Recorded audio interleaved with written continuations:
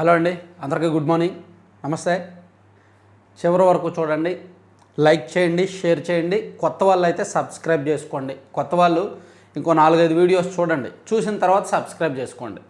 Content నచ్చితే, నచ్చకపోతే ఏమైనా సజెషన్స్ ఇవ్వాలి అనుకుంటే ఇవ్వండి. చివరి వరకు చూసి లైక్ చేయడం ఇంపార్టెంట్ అండి. ఇక ఈనాడులో బ్యానర్ వార్త చూస్తే కేంద్ర కొలువులపై ఎందుకు అనాసక్తి అని ఒకటి ఇచ్చారు. ఏటా వెలువడుతున్న నోటిఫికేషన్లో ఆకర్షణీయ జీతాలు అయినా మొగ్గు చూపని తెలుగు రాష్ట్రాల యువత, ఉద్యోగ నియామక పరీక్షల్లో తెలుగులోనూ ప్రశ్నలు సద్వినియోగం చేసుకుంటే మేలు. బహుశా కేంద్ర ప్రభుత్వ కొలువుల మీద ఎందుకే అనాసక్తి అంటే, నోటిఫికేషన్లు ప్రతి సంవత్సరం వస్తున్నాయి, శాలరీస్ కూడా బాగుంటాయి, కానీ యువత వెళ్ళట్లేదు, మొగ్గు చూపట్లేదు అని రాశారు. మేబీ తగిన ప్రచారం లేక, లేదంటే ఆసక్తి లేక. ఎప్పుడైనా చదువుకున్న వాళ్ళు అంటే డిగ్రీ లేదా పీజీ లేదా బీఈడి చదివిన వాళ్ళు టీచర్ పోస్టుల కోసం అండ్ గ్రూప్ 1 గ్రూప్ 2 ఆ పోస్టుల కోసమే ఎక్కువ మంది వెయిట్ చేస్తారు. ఈ సెంట్రల్ గవర్నమెంట్లో ఏ విభాగంలో ఏ పోస్టులు ఉన్నాయి అనేది కూడా ఎవరికి తెలియదు, ఎవరు పట్టించుకోరు కూడా. ఒకప్పుడు రైల్వే శాఖ ఇచ్చే నోటిఫికేషన్ల కోసం ఈ బీటెక్ చేసిన వాళ్ళు బాగా వెయిట్ చేసేవాళ్ళు. మెకానికల్ చేసిన వాళ్ళు, సివిల్ చేసిన వాళ్ళు ఆ వర్క్స్ కోసం దానికి సంబంధించి. కానీ ఇప్పుడు నిజంగానే ఆసక్తి లేదు. సో అలా ఎందుకు లేదు అనేది నేను తగిన ప్రచారం లేకేమో అనుకుంటున్నా. ఇప్పుడు కేంద్ర ప్రభుత్వంలో అంటే ఇప్పుడు రాష్ట్ర ప్రభుత్వాలు ఏమైనా నోటిఫికేషన్స్ ఇస్తే ఇమీడియట్గా సంబంధిత శాఖ మంత్రి గారు చెప్తారు అండ్ వాళ్ళు పదే ప్రచారం చేస్తారు. వాళ్ళు అనుకూల పత్రికల్లో విపరీతంగా వార్తలు రాస్తారు. ఇదిగో కొలువులు, సర్కారు కొలువులు, ప్రభుత్వ కొలువులు, అది ఇదని ప్రచారం చేస్తారు. కానీ కేంద్ర ప్రభుత్వ నోటిఫికేషన్లకి తగిన ప్రచారం ఉండదు. ఎవరైనా పనిగట్టుకొని వెతికితే దొరుకుతాయి తప్ప మామూలుగా అయితే దొరకవు. కేంద్ర ప్రభుత్వ ఉద్యోగాల సాధనపై తెలుగు రాష్ట్రాల అభ్యర్థులు పెద్దగా దృష్టి పెట్టడం లేదు. Staff selection commission, combined higher secondary level, combined graduate level, multi tasking staff తదితర ఉద్యోగాల భర్తీ నోటిఫికేషన్లకు తెలుగు రాష్ట్రాల నుంచి పెద్దగా దరఖాస్తులు చేయడం లేదు. డిగ్రీ, ఇంటర్, 10వ తరగతి విద్యార్హతలతో కేంద్ర ప్రభుత్వ ఉద్యోగాలు పొందే వీలున్న స్పందన తక్కువగానే ఉంటుంది.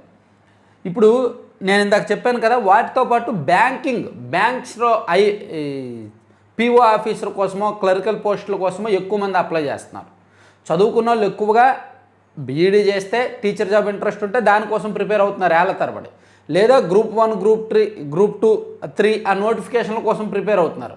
లేదా బ్యాంకు ఉద్యోగాల కోసం ప్రిపేర్ అవుతున్నారు తప్ప నిజంగానే ఈ ఎస్ఎస్సి స్టాఫ్ సెలక్షన్ కమిషన్ మీద పెద్దగా ఇంట్రెస్ట్ పెట్టట్లేదు, ఫోకస్ పెట్టట్లేదు.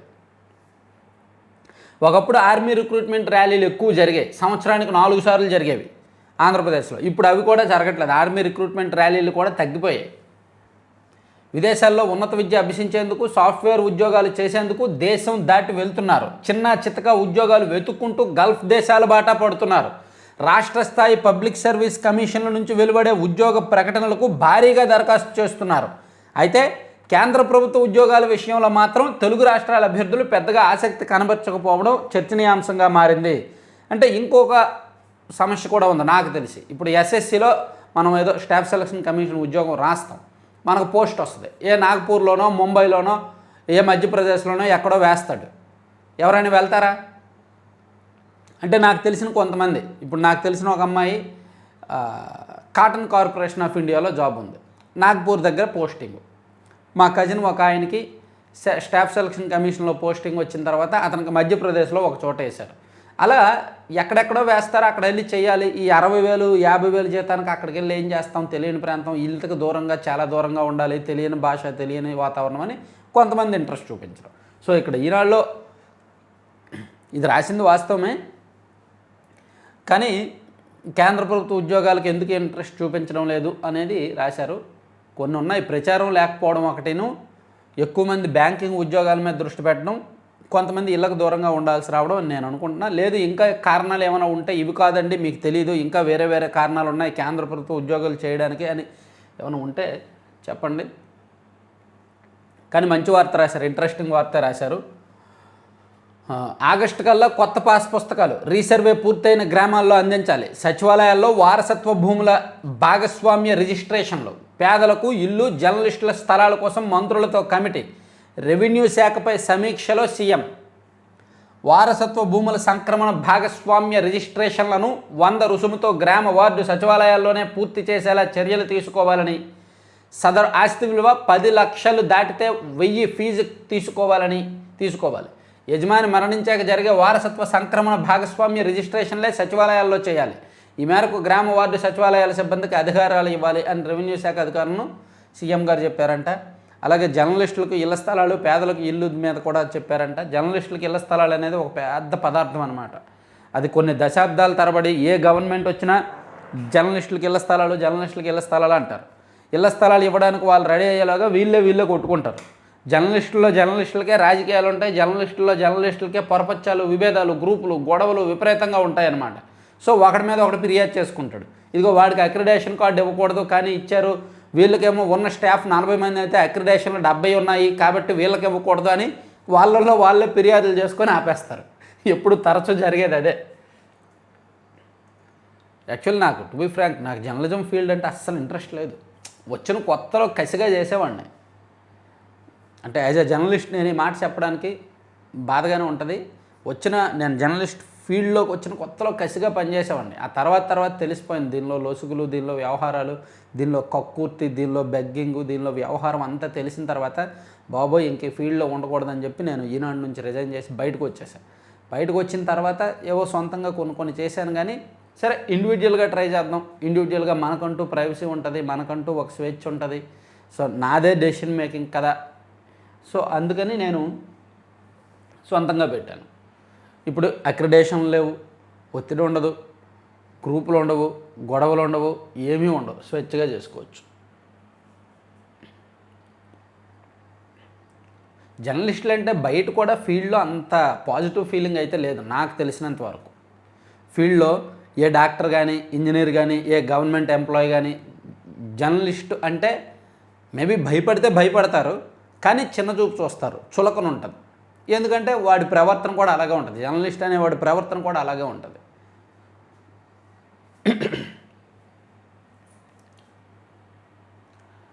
ఆత్మాభిమానం చంపేసుకుంటారు ఎక్కడికక్కడ. సరే, నౌకాదళంలో మహిళా ఫైటర్ల శకం ఆరంభం. తొలి ఫైటర్ పైలట్గా ఆస్థా పునియా.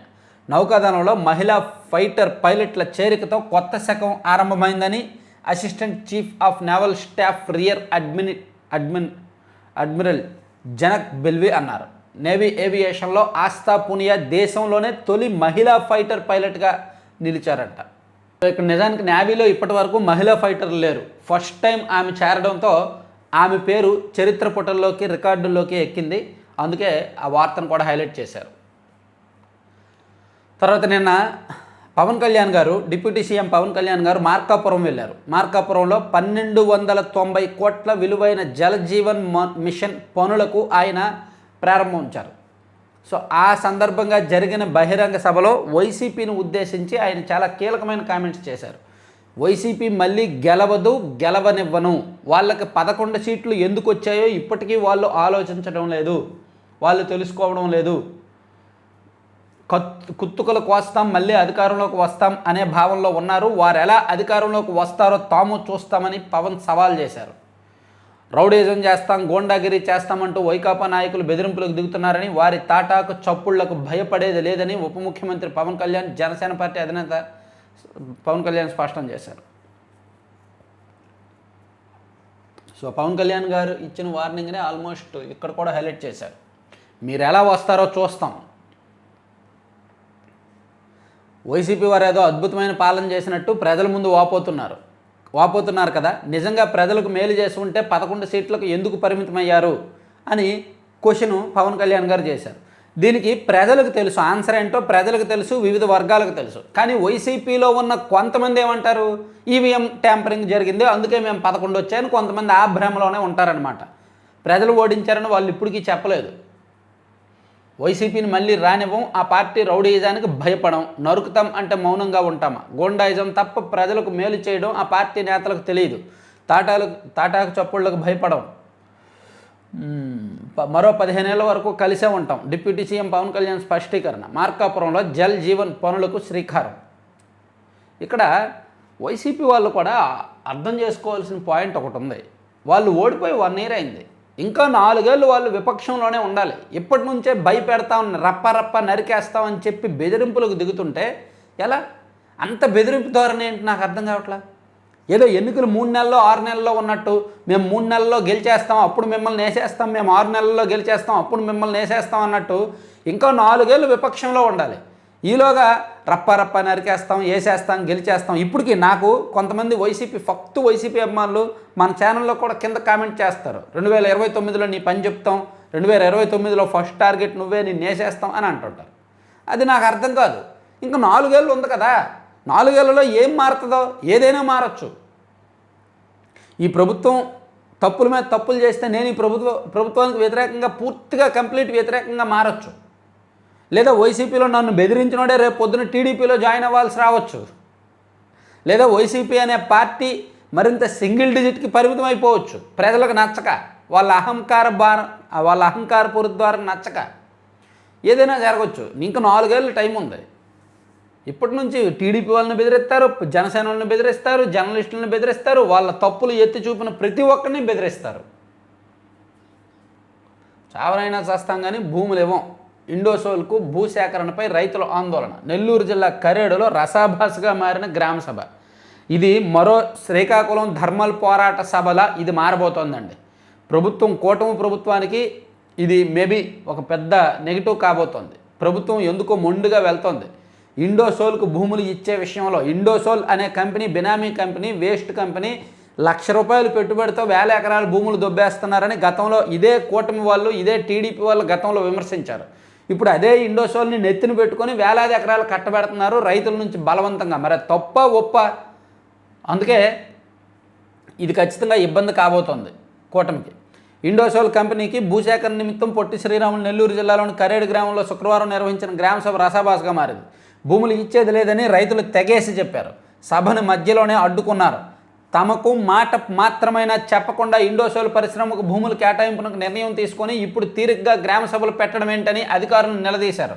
తమ అనుమతి లేకుండా పరిశ్రమకు 1 ఎకరము కేటాయించేందుకు వీల్లేదని స్పష్టం చేశారు. అక్కడ రైతులైతే మాత్రం చాలా గట్టిగా ఉన్నారు, ఏమాత్రం లొంగట్లేదు. ఇక ముగ్గురితో పోరాడాం. నేరుగా యుద్ధం చేసింది పాకిస్తానే, కానీ హాని చేయాలని చూసింది చైనా, తుర్కీ ఏది కీలక పాత్రే. 81% పాక్ సైనిక పరికరాలు డ్రాగన్వే. ఆపరేషన్ సింధూర్పై సైనిక ఉప ప్రధానాధికారి రాహుల్ ఆపరేషన్ సింధూర్కి సంబంధించి కీలకమైన విషయం చెప్పారు ఈయన. సో మనం ముగ్గురితో పోరాడాము, నేరుగా పాకిస్తాన్ మనతో యుద్ధం చేసినప్పటికీ పాకిస్తాన్కి తెర వెనుక నుంచి సహకరించింది మాత్రం చైనా అని చెప్పి 81% పరికరాలు డ్రాగన్ చైనా ఇచ్చిందంటండి. ఆపరేషన్ సింధూర్ సమయంలో భారత్ను దెబ్బతీయడానికి పాకిస్తాన్ను చైనా పూర్తిగా వినియోగించుకుందని సైనిక ఉప ప్రధానాధికారి lieutenant general Rahul R Singh పేర్కొన్నారు. శుక్రవారం federation of Indian chambers of commerce and industry అంటే FICCI, federation of Indian chambers of commerce and industry నిర్వహించిన న్యూ ఏజ్ మిలిటరీ టెక్నాలజీస్ సదస్సులో ఆయన ఆపరేషన్ సింధూర్ సమయంలో నెలకొన్న పరిణామాలపై మాట్లాడారు. భారత్ పాక్ ఘర్షణను బీజింగ్ తన ఆయుధ వ్యవస్థలను పరీక్షించుకోవడానికి ఓ ప్రయోగశాలగా వాడుకుందని అన్నారు. భారత్కు హాని చేసేందుకు పాకిస్తాన్కు అవసరమైన సహాయ సహకారాలను చైనా అందజేసిందని పేర్కొన్నారు. అంటే చైనా, టర్కీ, పాకిస్తాన్ ముగ్గురితో కలిపి మనం యుద్ధం చేశాము, పోరాడాము అని ఆయన చాలా స్పష్టంగా చెప్పారు. ఇక వెంటాడుతున్న వైకాపా పాపం అని ఫ్రీహోల్డ్ భూములకు సంబంధించిన సమస్యలు ఉన్నాయి కదా, ఆంధ్రజ్యోతిలో తరచూ రాస్తుంటారు. వాటిలో ప్రాక్టికల్గా వచ్చిన సమస్య ఏంటి అనేది రాశారనమాట. ఇవ్వండి ఒక ఉదాహరణ.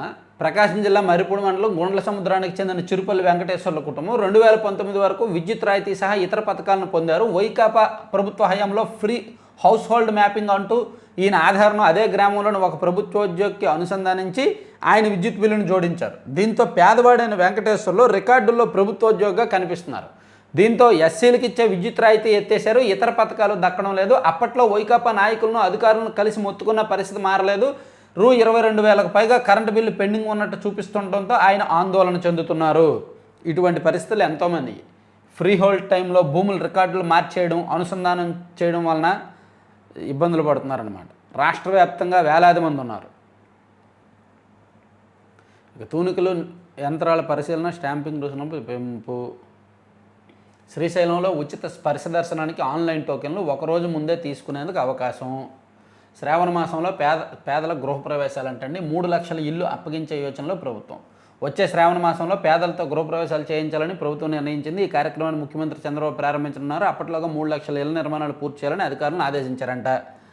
తర్వాత మద్యం కుంభకోణం కేసులో నిందితుడిగా పురుషోత్తం వరుణ్ కుమార్, రాజ్ కెసిరెడ్డి ప్రధాన అనుచరుడు, ఇప్పటికే విదేశాలకు పారిపోయిన వరుణ్.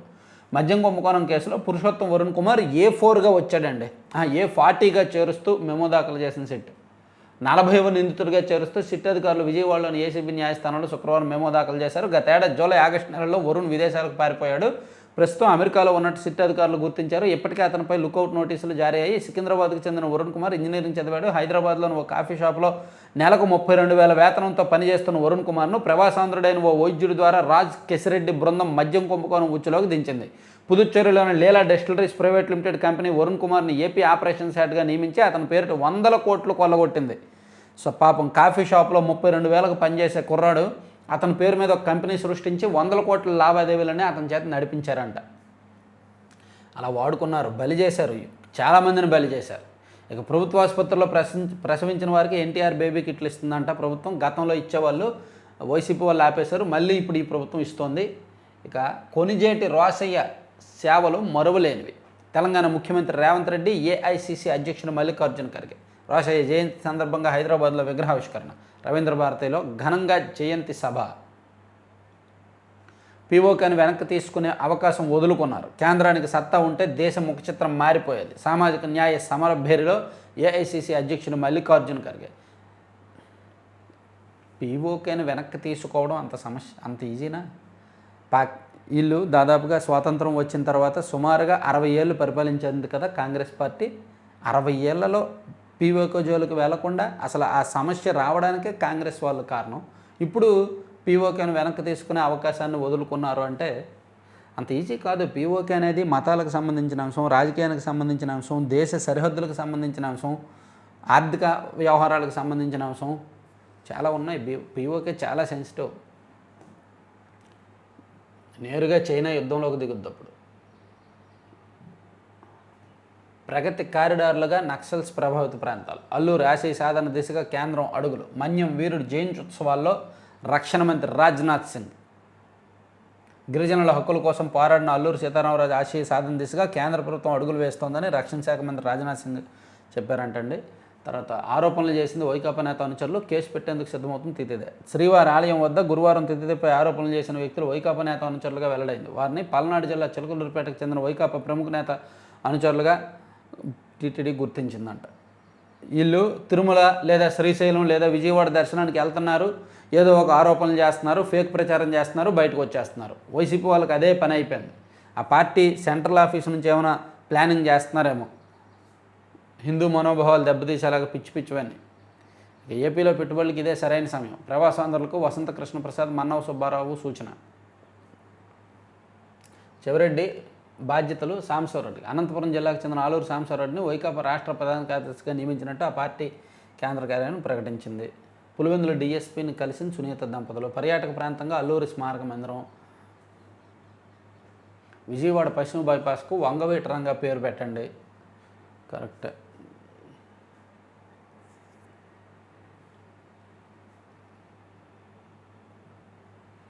తర్వాత బంగారు కుటుంబాలకు పథకాల్లో కోత ఉండదు, వారికి ఆర్థిక చేయూత అందించేందుకే P4 కార్యక్రమం. అంటే బంగారు కుటుంబాలు ఉంటాయి కదా, P4లో భాగంగా వాళ్ళకేమో పథకాలు ఏమి కట్ చేయమని చెప్పి చంద్రబాబు గారు చెప్పారు నిన్న. తర్వాత శ్రీశైలంలో తెదేపాలో భగ్గుమన్న వర్గ విభేదాలు. మాజీ మంత్రి యారాసుపై ఎమ్మెల్యే రాజశేఖర రెడ్డి వర్గీయుల దాడి, ఎంపీ బైరెడ్డి శబరి పర్యటనలో ఉద్రిక్తత. ఇది సెపరేట్ ఒక వీడియో చేస్తాను, ఎందుకు జరిగింది, ఎప్పటి నుంచి ఈ వ్యవహారం ఉంది అనేది సెపరేట్గా ఒక వీడియో చేస్తాను తర్వాత AP 175 ఛానల్లో. ఈనాడుని పక్కన పెడదాం, సాక్షికి వెళ్దాం. సాక్షిలో చూసుకుంటే కొనేది లేదు, మామిడి కోతలే, రైతులను మగ్గబెట్టి నిస్సిగ్గుగా చంద్రబాబు సర్కారు ఎదురుదాడి. కిలో 12 చొప్పున కొనుగోలు అంటూ బొకాయింపు. సొంతంగా కిలో కొన్నది లేదు, కనీసం కేంద్రంపై ఒత్తిడి తెచ్చింది లేదు. చిత్తూరు, తిరుపతి జిల్లాల్లో రోడ్లపై పారబోస్తున్న తోతాపురి పండించిన రైతన్నలు. కర్ణాటకలో మామిడి రైతులకు అండగా నిలిచిన JDS కుమారస్వామి. కేంద్ర మంత్రి ఒక్క లేఖ రాయడంతో దిగివచ్చిన కేంద్ర ప్రభుత్వం. కిలో 16 చొప్పున ఏకంగా 2.5 లక్షల టన్నుల మామిడి సేకరణకు సిద్ధం. ఏపీలో చేష్టలుడిగి చూస్తున్న టీడీపీ జనసేన ఎంపీలు కేంద్ర మంత్రులు. కేంద్రంలో ఎన్డీఏ సర్కారుకు ప్రాణవాయువు అందిస్తున్న కనీస స్పందనేది. టీడీపీ కూటమి నేతలకు చేవలేదంటూ మండిపడుతున్న రైతు సంఘాలు. నేను దీనికి ఒప్పుకుంటా. 21 మంది ఎంపీలు ఎన్డీఏలో ఉన్నారు. 21 మంది. మన ఎంపీలు మద్దతు లేకపోతే కేంద్రంలో ఎన్డీఏ ప్రభుత్వమే లేదు. అటువంటిది మన పక్కన ఉన్న కర్ణాటకలో ₹16 కిలోకి ఇచ్చి కొంటున్నారు. మన దగ్గర మాత్రం ఇవ్వట్లే. అక్కడ అధికారులు అందరూ తప్పుడు నివేదికలు ఇస్తున్నారు ప్రభుత్వానికి. దానికే ప్రభుత్వం నమ్ముతోంది. అక్కడ జిల్లా కలెక్టర్తో సహా ఆ జిల్లా అధికారులు అందరూ కూడా ప్రభుత్వానికి తప్పుడు నివేదికలు ఇస్తున్నారు మామిడి విషయంలో. దాన్నే ప్రభుత్వం నమ్ముతుంది. ₹12 చొప్పున కొనేస్తున్నామని చెప్పి కబుర్లు చెప్తున్నారు. ₹4 వంతున ప్రభుత్వం తరపున ప్రోత్సాహం అందిస్తున్నామంటూ చెప్తున్నారు. ఇక రెడ్ బుక్ పొలిటికల్ గవర్నెన్స్తో రక్తమోడుతున్న రాష్ట్రం. చంద్రబాబు కూటమి ప్రభుత్వంపై వైఎస్ జగన్ ఆగ్రహం. గుంటూరు జిల్లా మన్నవ గ్రామ దళిత సర్పంచ్పై దాడి దారుణం. వైఎస్ఆర్సీపీ ప్రాబల్యం తట్టుకోలేక టీడీపీ కార్యకర్తలతో దాడి చేయించిన వైనం. పై వరకు ఒప్పుకుంటా, అది తప్పే. ఒక సర్పంచ్ మీద అలా దాడి చేయడం తప్పే. కానీ వైసీపీ ప్రాబల్యం తట్టుకోలేక టీడీపీ కార్యకర్తలతో దాడి చేయించడం అంటే ఏముంది ప్రాబల్యం? వైసీపీ ప్రాబల్యం ఏముంది? ప్రాబల్యం ఆ వీడియో చూస్తే దాడి ఎంత అన్యాయమో ఎంత హేయమో కనిపిస్తుంది. చంద్రబాబే స్వయంగా టీడీపీ శ్రేణులను ప్రోత్సహిస్తూ దాడులు చేయిస్తున్నారు. మాఫియా తరహాలో రాష్ట్రాన్ని నడుపుతున్న చంద్రబాబుకు సీఎం పదవిలో ఉండే అర్హత ఉందా? శాంతి భద్రతలను కాపాడలేని పరిస్థితుల్లో రాష్ట్రంలో రాష్ట్రపతి పాలన ఎందుకు పెట్టకూడదు? రాష్ట్రపతి పాలన ఇప్పుడు కాదు, 2020 జూలై 1వ తేదీన పెట్టాల్సిందే. 2020 డాక్టర్ సుధాకర్ అనే ఒక దళిత డాక్టర్ని రెక్కలు విరిచి రోడ్డు మీద అవమానించినందుకు అప్పుడే పెట్టాల్సిందే. లేదా 2021 సెప్టెంబర్లో ఎప్పుడో పెట్టాల్సిందే. ఒక దళిత డ్రైవర్ని చంపేసి కారులో వేసుకొని ఇంటికి డోర్ డెలివరీ చేసినప్పుడు రాష్ట్రపతి పాలన పెట్టాల్సిందే. లేదా 2021 అక్టోబర్ ఆ టైంలో పెట్టాల్సిందే. ఒక కుటుంబంలో నలుగురు, ఒక ముస్లిం కుటుంబంలో నలుగురు ఆత్మహత్య చేసుకున్నప్పుడు పెట్టాల్సింది. అప్పుడు లేని రాష్ట్రపతి పాలన ఇప్పుడు కావాలా? దక్షిణాది మహిళకే బీజేపీ పగ్గాలు. నిజంగా మన రాష్ట్రంలో రాష్ట్రపతి పాలన పెట్టాలి అంటే గత 5 ఏళ్ళు పెట్టేయాలి. ప్రజావేదిక కూల్చినప్పుడే పెట్టేయాలి. బాబు ఈయన పరిపాలన సరిగ్గా లేదు, ఈయన ఆలోచన సరిగ్గా లేదు, ఈయన పగతో రగిలిపోతున్నాడు, ప్రజావేదిక కూల్చేసాడు, అందరికీ పనికొచ్చేది, కాబట్టి ఇది పనికిరాదని చెప్పి అప్పుడే ఆయన దించేసి పెట్టేయాల్సింది. అప్పుడు లేనిది ఇప్పుడు ఎందుకు ఇస్తారు? దక్షిణాది మహిళకే బీజేపీ పగ్గాలంటండి. జాతీయ అధ్యక్ష పదవి రేసులో పురంధేశ్వరి, నిర్మలా సీతారామన్, వనతి శ్రీనివాసన్ ముగ్గురున్నారంట. పార్టీ చరిత్రలో తొలిసారి మహిళా నేతలకు ఇవ్వాలని ఆర్ఎస్ఎస్ కూడా చూస్తుందంటండి. సో పురంధేశ్వరి గారికి ఆ ఛాన్స్ ఉందనే టాక్ వస్తుంది. ఎంతవరకు వాస్తవం చూడాలి. తర్వాత ప్రభుత్వం పోలీసులు ఏం చేస్తున్నారు? ఎస్టీల మీద దాడులు, జాతీయ ఎస్టీ కమిషన్ మండిపాటు. ఈ నెల 8న విచారణకు హాజరు కావాలని కలెక్టర్ ఎస్పీలకు సమన్లు. ఎంపీ తనూజరాని ఫిర్యాదుపై స్పందన. ఎస్టీల మీద దాడుల విషయంలో ఎస్టీ కమిషన్ సీరియస్ అయిందంట. తర్వాత కల్తీ మద్యం వెనుక టీడీపీ నేత. పోలీసులకు దొరికిన ఆ పార్టీ నేత రొత్తల రాము హైదరాబాద్ నుంచి స్పిరిట్ కొనుగోలు, పరవాడలో తయారీ, బెల్ట్ షాపులకు సరఫరా. కూటమి నేతల ఆధ్వర్యంలో కల్తీ మద్యానికి అడ్డాగా అనకాపల్లి జిల్లా అని. అనకాపల్లిలో హైదరాబాద్ నుంచి స్పిరిట్ కొని కల్తీ మద్యం తయారు చేస్తున్నాడంటే ఈ మహానుభావుడు. సరిపోవట్లేదేమో సంపాదిస్తున్నది. గవర్నమెంట్ మందే కదా, ఏదైనా చేసుకోవచ్చని పిచ్చి ఆలోచనలు చేస్తున్నారు కొంతమంది. సో అది కారణం. తర్వాత ఇప్పుడంతా తలకిందులు. అక్క చెల్లెమ్మలకు నాటి భరోసా కరువు. నాడు ఇల్లాలి చేతి పథకాల సొమ్ము, నేడు ఆశలు బొమ్ము. ఇదో పనికిమాల వార్త. రోజు రాస్తున్నారు ఇది. సంక్షేమ పథకాలు ఆపేశారని చెప్పి సాక్షి గ్రౌండ్ రిపోర్ట్ని రోజు పనికిమాల వార్తలు రాస్తున్నారులే, అది నేను పట్టించుకోను. కానీ తర్వాత కస్తూర్బా స్కూల్లో కలుషిత ఆహారం. 25 మంది విద్యార్థులకు అస్వస్థత. నేలపైనే వైద్య సేవలు. మంత్రి సవిత ఇలాకాలో హాస్టల్ దుస్థితి. నిన్న ఇక్కడ హాస్టల్లో కలుషితాహారం అంటే ఫుడ్ పాయిజన్ అయ్యి 70 మందికి అస్వస్థత అయింది. కొంతమంది వెంటనే కోలుకున్నారు. ఒక 25 మంది మాత్రం కొంచెం ఇబ్బంది పడ్డారంట. వాళ్ళని చూడడానికి కనీసం తల్లిదండ్రులను కూడా ఎలా చేయలేదు. బాలికల వసతి గృహంలో కొంచెం ఇబ్బందికరం కదా. ఇలా ఉంటే ఎట్లా? బాధ్యత లేకపోతే ఎలా ప్రభుత్వానికి, అక్కడ అధికారులకు? ఇదేమి లెక్క? రాష్ట్రంలో 40% ఓట్లు వచ్చిన పార్టీకి 11 సీట్లు, దేశంలో 36% ఓట్లు వచ్చిన బీజేపీకి 240 సీట్లు. ఈయన సిపిఎం పార్టీలో ఉంటూ కొంచెం జ్ఞానం ఉంటుందిగా, ఇంగితం ఉంటుందిగా. ఈ పిచ్చి లెక్కలన్నీ. అలాగైతే బీఎస్పీ పార్టీకి 13% ఓట్లు వచ్చాయి, ఒక ఎమ్మెల్యే సీట్ వచ్చింది. దాన్ని ఏమంటారు? సో ఓటింగ్ శాతాలకి వచ్చిన సీట్లకి సంబంధం ఉండదు. ఒక నియోజకవర్గంలో 40% ఓట్లు వస్తే గెలవరు, 50% ఓట్లు వస్తే గెలుస్తారు. సో అందుకే రాష్ట్రంలో 40% ఓట్లు వచ్చినప్పటికీ వైసీపీ 11 సీట్లు వచ్చింది. సో ఓటింగ్ శాతానికి వచ్చిన సీట్లకి పొంతన మొదటి నుంచే ఉండట్లేదు. కావాలంటే ఇతర రాష్ట్రాల్లో లెక్కలు కూడా చూసుకోండి. బీజేపీకి 36% ఓట్లు వచ్చాయి, 240 సీట్లు. ఎందుకంటే వాళ్ళ పొత్తులో వెళ్ళారు కాబట్టి. ఇప్పుడు ఆంధ్రప్రదేశ్లో బీజేపీ ఉంది. బీజేపీ ఎక్కడెక్కడ పోటీ చేసింది? 3 చోట్ల పోటీ చేసింది. నిజానికి వాళ్ళకు వచ్చిన ఓటింగ్ తక్కువే, కానీ అక్కడ వాళ్ళు ఎందుకు గెలిచారు? టీడీపీ వాళ్ళు, జనసేన వాళ్ళు కూడా పొత్తులో గెలిపించారు కాబట్టి సీట్లు పెరిగాయి. వాళ్ళకి వాళ్ళ ఓటింగ్ పెరగల, కానీ సీట్లు పెరిగాయి. అన్నీ తెలిసి కూడా మాట్లాడతారు కావాలని. ఆయన వసూలు చేయరు, మాకు ఇవ్వరు, మరెందుకు? అగ్నిమాపక శాఖపై ఉన్నతాధికారిపై కీలక నేత ఆగ్రహం. మామూలు వసూలు చేయడం లేదని మండిపాటు. ఆ అధికారిని బదిలీ చేయాలని డిమాండ్, ప్రభుత్వం అంగీకారం. ఓకే. ఈడీ విచారణకు అల్లు అరవింద్. రామకృష్ణ ఎలక్ట్రానిక్స్ బ్యాంక్ స్కామ్లో సినీ నిర్మాత అల్లు అరవింద్ను ఈడీ అధికారులు విచారించారంట. తర్వాత సమాజాభివృద్ధికి పునరంకితం కావాలి, విద్యార్థుల సమాజ అభ్యున్నతికి పునరంకితం అవ్వాలని జేఎన్టీయూ వైస్ ఛాన్సలర్ రాష్ట్ర గవర్నర్ పేర్కొన్నారు. పేదల బియ్యం పక్కదారి. వైఎస్ జగన్ ప్రభుత్వం ప్రవేశపెట్టిన ఇంటింటికి రేషన్ బియ్యం పథకాన్ని తొలగించి కూటమి తెచ్చిన రేషన్ డీలర్ వ్యవస్థలో తూకాల్లో మోసాలు.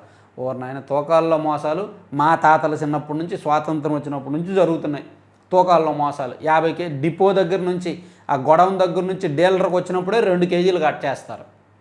గొడవ దగ్గర నుంచి డీలర్కి 50 కేజీలు బస్తా వస్తే అందులో 2 నుంచి 3 కేజీలు కట్ చేస్తారు.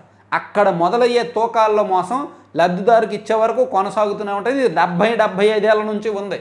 ఏదో కొత్తగా తిరుపతిలో అభినయ్ రెడ్డి గారే తీసుకొచ్చింది స్కామ్ ఏమీ కాదు. అదేది ఒకే ఒక్కటి సినిమాలో చూపించారు ఈ స్కామ్. దాదాపుగా 25 ఏళ్ల కిందట, 25 ఏళ్ళు ఏంటి, 30 ఏళ్ల కిందట వచ్చిన ఒకే ఒక్కటి సినిమాలో ఈ స్కామ్ చూపించారు, తూకాల్లో మోసం స్కామ్. అంటే అప్పుడు బయట జరుగుతుందనే కదా సినిమాలో చూపించారు. ఎప్పటి నుంచో జరుగుతున్నాయి ఈ స్కామ్లు. ఈయనేదో పెద్ద ఇన్వెస్టిగేట్ చేసినట్టు నిన్న షో చేశాడు కాసేపు. 15 నుంచే అధ్యాపక పోస్టుల భర్తీకి పరీక్షలు. ఓకే, సరే ఇది పక్కన పెట్టేద్దాం, వెళ్ళిపో. బాయ్ సాక్షి. ఆంధ్రజ్యోతిలో చూస్తే ఫ్రీ హోల్డ్కు రైట్ అర్హత గల అసైన్డ్ భూములకు స్వేచ్ఛ కల్పించండి. 22ఏలోని ఏనాం చుక్కలు షరతు పట్టా భూములకు రెవెన్యూ శాఖకు ముఖ్యమంత్రి చంద్రబాబు ఆదేశం. ఆదేశాలు వేరు, అమలు కావడం వేరు, కొంచెం ఇబ్బందే. ఇది అంత ఈజీ కాదు ఫ్రీ హోల్డ్ విషయంలో. ఫ్రీ హోల్డ్కు అర్హులైన వారు వైసీపీ కార్యకర్తలైనా, టీడీపీ కార్యకర్తలైనా, ఏ పార్టీ వారైనా చేయాల్సిందే. అర్హత ఉన్న అసైన్డ్ భూములకు నిషేధిత జాబితా నుంచి విముక్తి కల్పించే విషయంలో వెంటనే నిర్ణయం తీసుకోండి. ఈ విషయంలో నాంచుడు ధోరణి వద్దు. అసైనీలు భూమిపై పొజిషన్లో ఉన్నవి, పక్కా అసైన్మెంట్ రికార్డులు కలిగి ఉండి 20 ఏళ్ళు గడువు దాటిన వాటిని రాజకీయాలతో సంబంధం లేకుండా ఫ్రీ హోల్డ్ చేయండి అని చెప్పారు. ఈ పేరుతో రెవెన్యూ శాఖలో ఈ ఫ్రీ హోల్డ్ పేరుతో మామూలు భూములకు కూడా ఫ్రీ హోల్డ్ ఇచ్చేస్తారు. 10 ఏళ్ళు అయినా సరే ఫ్రీ హోల్డ్ ఇచ్చేస్తారు. అప్పుడు రిజిస్ట్రేషన్లు అన్యాయంగా జరిగిపోతాయి. ఇదంతా కూడా ఒక పెద్ద స్కామ్ అండి ఫ్రీ హోల్డ్ భూములు అనేది. ఫ్రీ హోల్డ్ అంటే నిషేధిత జాబితా నుంచి తొలగిస్తే కొనేవాడికి లాభం, అమ్మేవాడికి నష్టం. అలాగని తొలగించకుండా ఉంటే అమ్మాల్సినోడు ఎప్పటికీ అమ్మలేడు. 2 రకాలుగాను అవినీతికి పుష్కలమైన అవకాశం ఉంటుంది ఆ ఫ్రీ హోల్డ్ భూముల విషయంలో. బంగారు కుటుంబాలకు సంక్షేమంలో కోత ఉండదు, ఇందాక చెప్పుకున్నాము. తర్వాత లక్షల కోట్లు పంచామంటూ 31,500 కట్టలేకపోయారు. జగన్ జమానాలో ఆర్థిక దౌర్భాగ్యం. న్యాయశాఖ లైబ్రరీకి జర్నల్స్, బుక్స్ కొనుగోలు చేసిన బిల్లులు పెండింగ్. మరో బిల్లు 93,510 కూడా. ఇలాంటి పెండింగ్ కేసులు వేలల్లోనే. నిజమే, చాలా ఉన్నాయి. వేలు లక్షలు చెల్లిస్తే. నేను గతంలో కూడా చెప్పాను కదా, వైసీపీ గవర్నమెంట్ ఉన్నప్పుడు మనకి డ్రైవింగ్ లైసెన్స్కి వెళ్తే లైసెన్స్ కార్డు వచ్చేది కాదు. ఎందుకు? వాళ్ళు లైసెన్స్ కార్డు తయారు చేసే వాళ్ళకి డబ్బులు ఇచ్చేవాళ్ళు కాదు, కాబట్టి వాళ్ళు కార్డు ప్రింట్ చేసి మనకి ఇచ్చేవాళ్ళు కాదు. అలాగే ఫింగర్ ప్రింట్ సర్వర్ మెయింటైన్ చేస్తారు రాష్ట్ర పోలీస్ శాఖలో. అది సంవత్సరానికి ₹1,00,00,000 ఖర్చు పెడితే చాలు, ఆ సర్వర్ మెయింటెనెన్స్ అంతా బాగుంటుంది. 10 లక్షలకు పైగా ఫింగర్ ప్రింట్స్ డేటా దానిలో ఉంటుంది. వైసీపీ హయాంలో అది చేయలే, దాంతో ఫింగర్ ప్రింట్స్ అన్నీ పోయాయి. ఇలా చిన్న అమౌంట్లు కూడా ఖర్చు పెట్టకుండా వదిలేసినవి బోల్డ్ ఉన్నాయి. బుర్ర లేక, అజ్ఞానంతో. నవభారతంలో అవకాశాలకు హద్దే లేదు. త్వరలో ప్రపంచంలో 3వ అతిపెద్ద ఆర్థిక వ్యవస్థ కానుంది. ఏఐ, సెమీకండక్టర్, క్వాంటమ్ కంప్యూటింగ్లో ముందంజ. బీహార్ వారసత్వం ఘనమైనది. ట్రానిడాడ్ టొబాకోలో మోదీ. ప్రపంచంలో మూడో అతిపెద్ద ఆర్థిక వ్యవస్థ, కానీ మన దేశంలో ఆర్థిక అసమానతలు అలాగే ఉంటాయి. ఆర్థిక అసమానతలు తొలగిపోతే, జీడిపి పెరిగితే అప్పుడు మూడో ఆర్థిక వ్యవస్థ కాదు, ఎన్నో ఆర్థిక వ్యవస్థ అయినా సరే పర్వాలా. మన దేశంలో ఉండాల్సిన దరిద్రం అలాగే ఉంటుంది, కానీ రికార్డుల్లో లెక్కల్లో మాత్రం పైకి వెళ్ళిపోతాం మనం. వర్సిటీలకు వీసీలు దొరకలేదా? ఏడాదైనా ఇన్ఛార్జి పాలనే, 9 విశ్వవిద్యాలయాల్లో ఇక్కట్లు, నిలిచిపోయిన విధాన నిర్ణయాలు, జాతీయ విద్యా సంస్థల నుంచి మేధావులను తేవాలని యత్నం, ముందుకు సాగని ప్రక్రియ అని రాశారు. తర్వాత మిషన్ మోడ్తో నైపుణ్యం పోర్టల్, యువత పరిశ్రమల అనుసంధానం, సెప్టెంబర్లో ప్రారంభించేలా చర్యలు, ఆగస్టు 7 నుంచి అక్షర ఆంధ్ర, 3 నెలలకు ఒకసారి జాబ్ మేళాలు. బాగుందండి, 3 నెలలకు ఒకసారి ప్రతి నియోజకవర్గంలో జాబ్ మేళాలు పెడతారంట, ఇది మంచి విషయమే. అలాగే యువతకు ఉన్న నైపుణ్యానికి అనుగుణంగా సంబంధిత పరిశ్రమలకు ఆటోమేటిక్గా ఈ ప్రొఫైల్ వెళ్ళేలా కూడా చూస్తారంట, అనుసంధానిస్తారంట, మంచిదే. ఇక జెన్కో జోరు, రికార్డు స్థాయిలో విద్యుత్ ఉత్పత్తి, మార్కెట్లో కొనకుండా కరెంట్ సరఫరా, మొత్తం 199 మిలియన్ యూనిట్లు ఉత్పత్తి. ఓకే. చైనాలో మూడో బిడ్డన కంటే 12 లక్షలు. చైనాలో వృద్ధుల సంఖ్య పెరిగిపోతుంది, ఉద్యోగాల్లోకి చేసే వయస్సు తగ్గిపోతుంది, అలాగే వివాహం పట్ల యువతలో విముఖత కనిపిస్తోంది. సో చైనాలో కొన్ని విపత్కర పరిస్థితులు ఉన్నాయి, కాబట్టి కొత్త పిల్లల్ని కనండి అని చైనాలో చెప్తున్నారు. మూడో బిడ్డన కంటే 12 లక్షలు ప్రోత్సాహకం ఇస్తామని కూడా చెప్తున్నారు చైనా వాళ్ళు. లలిత్ మోదీ విజయ్ మాల్యా డ్యాన్స్, లండన్లోని తన ఇంట్లో Lalit Modi party video viral. దేశంలో ఉన్న డబ్బు మొత్తం తీసుకెళ్ళి, వేల కోట్లు తీసుకెళ్ళి విదేశాలకు వెళ్ళిపోయి అక్కడ ఎంజాయ్ చేస్తున్నారు. చాలామందికి ఆదర్శం రా బాబు మీరు. భారత్కు ఒక సరిహద్దు, 3 శత్రువులు. బీజేపీకి మహిళా బాస్, రేసులో నిర్మలా పురంధేశ్వరి, వసంతి శ్రీనివాస్. పండగ వాతావరణంలో మెగా పీటీఎం, పాఠశాలల్లో ఎకో క్లబ్లు ఏర్పాటు చేయాలి, ఆగస్టు నాటికి మెగా డిఎస్సీ నియామకాలు, విద్యాశాఖ సమీక్షలో మంత్రి లోకేష్ ఆదేశాలు. సరే, ఇది పక్కన పెట్టేస్తే ఆంధ్రప్రభలో చూసుకుంటే, ఆంధ్రప్రభలో 150 ఏళ్ళు ఈజీగా బతికొచ్చు అని ఒక వార్త రాశారండి. గతంలో ఉన్న పోషకాహార సమస్య ఇప్పుడు లేదు, ప్రజల ఆహారపు అలవాట్లు మారుతున్నాయి, ఆరోగ్యం మీద ఎక్కువగా ప్రజలు శ్రద్ధ వహిస్తున్నారు, కాబట్టి 150 ఏళ్ళు బతికే అవకాశాలు ఉన్నాయని రాశారు. సత్ఫలితాలను ఇస్తున్న ప్రయత్నాలు, ప్రయోగాలు, ఆరోగ్యంపై పెరుగుతున్న అవగాహన, నియంత్రణలోకి వస్తున్న పౌష్టికాహార లోపం, పెరుగుతున్న శతాధిక వృద్ధులు, రామ్దేవ్ బాబా మాటలు నిజమయ్యే సూచనలు, 150-200 ఏళ్ల వరకు బతకడం అసాధ్యమేమీ కాదని నిపుణుల అభిప్రాయం అని చెప్తున్నారు. భూ వివరాలకు పోర్టల్ దృశ్య రూపంలో చూసేందుకు వీలు.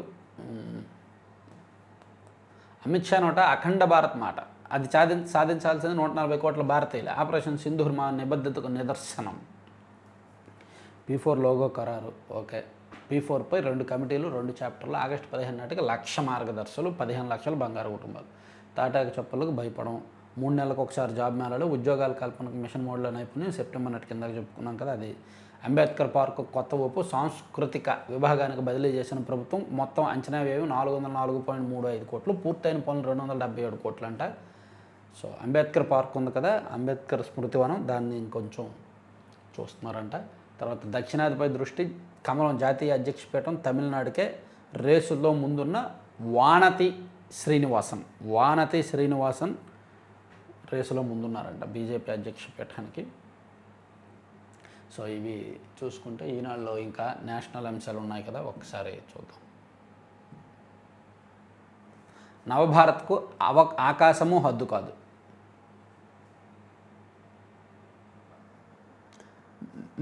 మొన్న ఘనా వెళ్ళారు, అక్కడ ఒక అవార్డు పురస్కారం వచ్చింది. ఆ తర్వాత ట్రినిడాడ్ అండ్ టొబాగో వెళ్ళారు, అక్కడ కూడా దేశ అత్యున్నత పురస్కారం వచ్చింది. ఎక్కడికి వెళ్తే అక్కడ వస్తున్నాయి పురస్కారాలు. జడ్జీల ఎంపికలో అన్ని వర్గాలకు ప్రాతినిధ్యం, సిజేఐ జస్టిస్ గవాయ్ వెల్లడి.